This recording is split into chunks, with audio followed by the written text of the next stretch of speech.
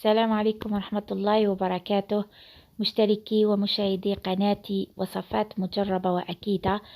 إن شاء الله تكونوا كامل بخير وبصحة وعافية. اليوم وبعد غياب طويل رايح نقدم لكم وصفة لعلاج السعال، مع أني تأخرت يعني كان من المفروض نديرها مع بداية الشتاء. هذه النبتة جد مفيدة للسعال. نحضروا بها الوصفة جد سهلة.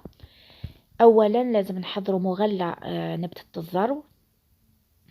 يعني بعد ما نكونوا نظفنا الأوراق، يعني ننظفوا النبتة تاعنا من الغبار والأتربة اللي تكون فيها.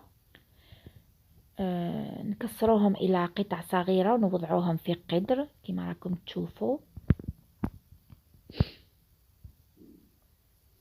نحاولوا كامل يعني الأغصان الصغيرة والأوراق نوضعوهم داخل القدر، وبملعقة خشبية نحاولوا نضغطوا على الأوراق باه يدخلوا كامل في القدر، ونقدروا نزيدوا نغمروهم بالماء. هنا خاص الماء بزاف حين نزيدوا، لازم يكونوا كامل يعني الأوراق هذوك داخل الماء.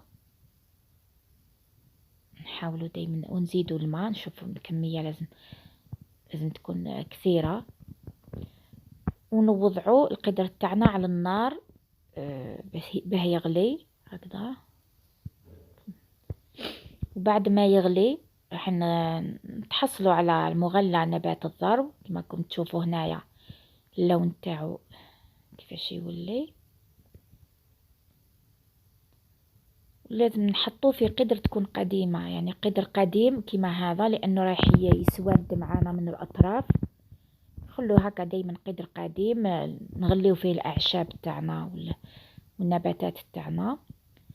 بعد ما يغلي ونخليوه يبرد نصفيوه ونوضعوه بجانبا، ونحضروا كسرونة أو إناء. هاوليكم مغلى نبات الضرو بعد ما برد وصفيناه، ونبداو نكيلو في ماء الضرو. احنا راح نكيل بهذا الكأس، وانتم كيلو بالكأس اللي عندكم، خذوا المقدار اللي تحبوا، يعني الكأس اللي عندكم مستعملوه.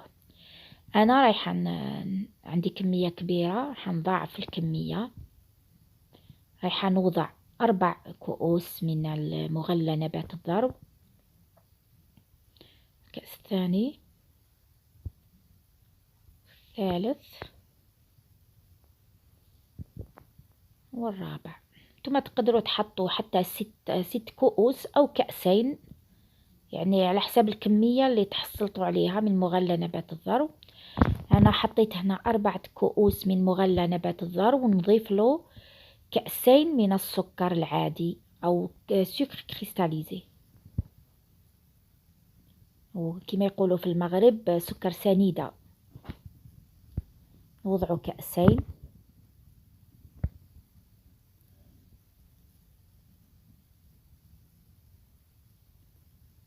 الكاس الأول، نزيدوا الكاس الثاني،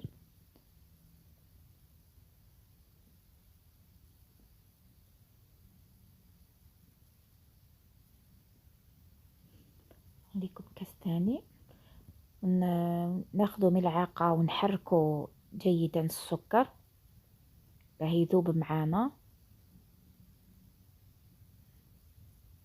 قبل ما نحطوه على النار يغلي.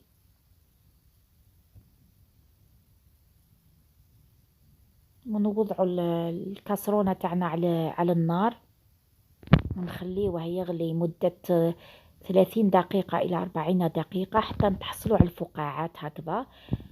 وكي نشوفوا هذه الفقاعات يعني الشراب تاعنا راه جاهز.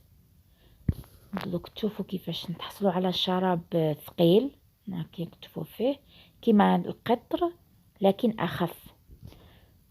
ونخليه يبرد ونوضعوه. بعدها نوضعوه في قارورة زجاجية هذه الوصفة والله العظيم جد يعني مفيدة للسعال. أنا مجربتها في العائلة تاعنا نستعملوها بزاف. أنا الحمد لله هذا العام ما مرضت، باسكو تابعت. عش... كل ما نحس إني رايحة نمرض بنسعل، نشرب يعني هذا النبتة، هذا الوصفة تاعي. والله العظيم الحمد لله يعني ما مرضت. ناخذ ملعقة أكل صباحا، وملعقة أكل في الليل. وإن شاء الله الوصفة تاعي تعجبكم وتلقاو الشفاء عليها. وما تنساوش ديروا لي جام وتشتركوا في القناة تاعي، وللوصفة الجاية إن شاء الله. إلى اللقاء.